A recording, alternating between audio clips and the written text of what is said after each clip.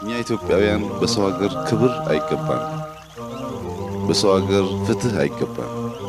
እኛ እኮ ትግሬ፣ አማራ፣ ኦሮሞ እያልን እርስ በርስ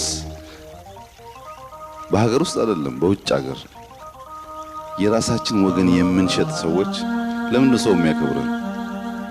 ሰው እኮ የሚያከብረን ራሳችን ስናከብር ነው። ራሱን የማያከብረን ሰው እንዴት ሌላ ሰው ያከብረዋል? ሰምታችኋል። አሁን የራያው ልጅ የተናገረበት መንገድ የትግራይ ህዝብ የቀንጅብ አይደለም፣ ምስኪን ድሃ ህዝብ ነው። እንዴት ተብሎ ድሃ እንደሚበድል ድሃ እንደሚገፋ ስለሚያዩ ባትናገሩም እንቅስቃሴያችሁ ስለሚያስታውቅ ማንም አያከብራችሁ። መከበር ከፈለጋችሁ ተዋደዱ፣ ተከባበሩ። ያን ካላረጋችሁ በስተቀር አንድ ኢትዮጵያዊ ይዞ አንዱን መግረፍ የሚቻል ከሆነ እንኳን የውጭ ዜጋ ደላላው ማን ነው? ኢትዮጵያ አይደለም እንዴ?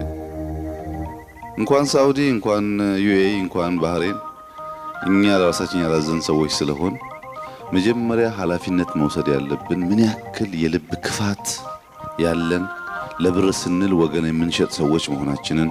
ስልጣን ብንይዝ ሌቦች፣ አምባሳደር ብንሆን ሌቦች፣ ሰራተኛ ብንሆን ደልለን የምንሸጥ ሌቦች።